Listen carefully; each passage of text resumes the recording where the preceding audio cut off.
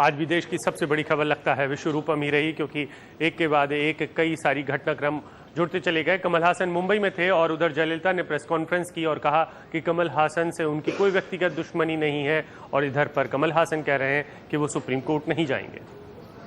The Chief Minister of Tamil Nadu, my first and foremost priority Tamil Nadu के मुख्यमंत्री के तौर पर मेरी पहली और प्राथमिक जिम्मेदारी कानून व्यवस्था और लोगों का अमन चैन बनाए रखना है। and a tranquil atmosphere in which people can carry on with their daily lives and their daily work. Vishwaroopam पर पाबंदी के सरकारी फैसले को सही ठहराते हुए जयललिता ने एक एक कर सारे आरोपों के जवाब दिए। इस आरोप को सीधे खारिज किया कि उनके फैसले का वास्ता जया टीवी के हितों से है। I'm not in any way मैं किसी भी रूप में जया चैनल के रोज के कामकाज का हिस्सा नहीं हूँ। मेरा जया टीवी से कोई लेना देना नहीं है। nothing to do with Jaya TV. Jayalalithaa ने यह भी कहा कि कमल हासन से उनकी कोई निजी खुन्नस नहीं है, न राजनीतिक वजहों से न फिल्मी वजहों से। Some personal grudge against Mr. Kamal Hassan. Kamal Haasan के साथ मेरी कोई खुन्नस नहीं है, सिर्फ इसीलिए कि उन्होंने किसी धोती वाले को प्रधानमंत्री बनाने की वकालत की थी।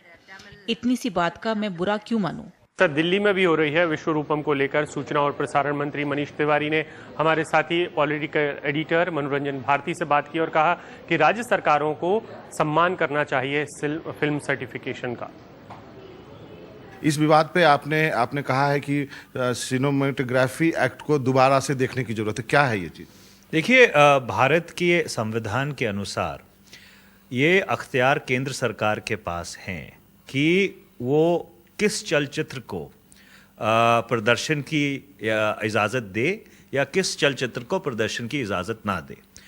केंद्र सरकार उन अख्तियारों का प्रयोग central board of film certification के माध्यम से करता है।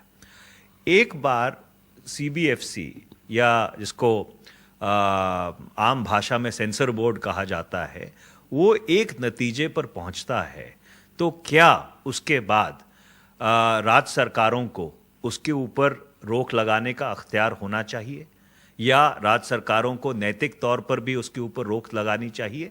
ये एक बहुत गंभीर मसला है और इसीलिए इसको संज्ञान में लेते हुए, क्योंकि पहले भी अनेकों ऐसे मामले हो चुके हैं और जिसके ऊपर अलग अलग अदालतों ने अलग अलग निर्णय दिए हैं, तो इसलिए हमने जो INB सेक्रेटरी हैं, जो सूचना और प्रसार विभाग के सचिव हैं, उनसे ये अनुरोध किया है कि एक समिति का गठन किया जाए जो सिनेमेटोग्राफिक एक्ट और इससे जुड़े हुए जो सारे मुद्दे हैं उनको एक विस्तृत तौर पर देख सके और अगर कानून में कोई संशोधन करने की जरूरत है उसका सुझाव दे सके। फिर यहाँ पे सवाल आएगा कि sir law and order state subject है, आप कैसे इंटरफेयर करेंगे?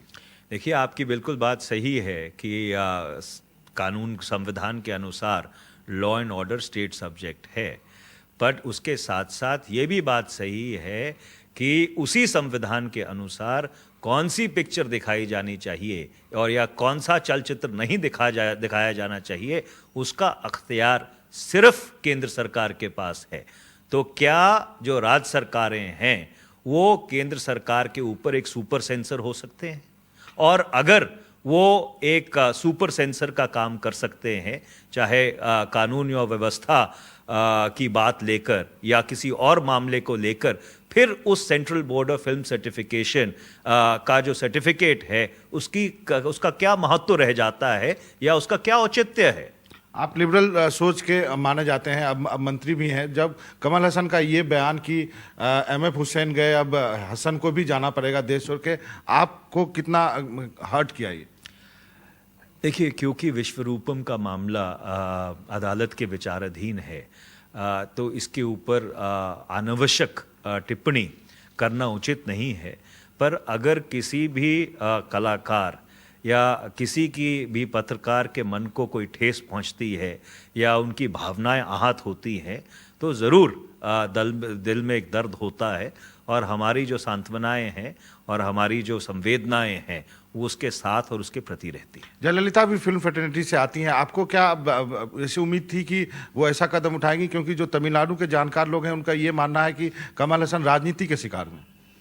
देखिए, मैं इस बात में नहीं जाना चाहता कि तमिलनाडु की माननीय मुख्यमंत्री ने या तमिलनाडु सरकार ने ये कदम क्यों उठाया है, पर ज़रूर व्यक्ति ये उम्मीद करता है कि अगर कोई ऐसा व्यक्ति है जो उस क्षेत्र से आया होता है और सार्वजनिक जीवन में उस क्षेत्र का प्रतिनिधित्व भी करता रहा है, तो उस क्षेत्र के प्रति उसकी संवेदनशीलता कुछ ज़्यादा हो। एक आईएनबी मिनिस्टर का होने के नाते पहले आशीष नंदी, फिर सलमान रश्दी कलकत्ता नहीं जा सके, फिर ये कमल हसन का विवाद, आपको लगता नहीं है कि कभी कभी हम आगे जाने के बजाय पीछे जा रहे हैं और हमारी सहनशीलता कम होती जा रही है? देखिए, बहुत ही गंभीर प्रश्न है और बहुत ही एक संजीदा सवाल आपने खड़ा किया है, और इसके ऊपर जितने सब ऐसे लोग हैं जो सार्वजनिक जीवन में हैं, जो सार्वजनिक संवाद का एक बहुत अटूट अंग और भाग रहे हैं, उनको इसके ऊपर बहुत गंभीरता से चिंता करने की ज़रूरत है। Thank you sir. और आपने सुना सूचना और प्रसारण मंत्री को, उन्होंने कहा कि वो जो गंभीर चिंता की ज़रूरत है कि क्योंकि शायद समाज में सहनशीलता जो है वो कम होती जा रही है। मनोजन भारती, NDTV इंडिया के लिए। India's #1 news app just got even better. Download NDTV's new app. Fully optimized for retina display. Full screen view. Faster response time. And Sudoku. NDTV's new iPad app. Download now.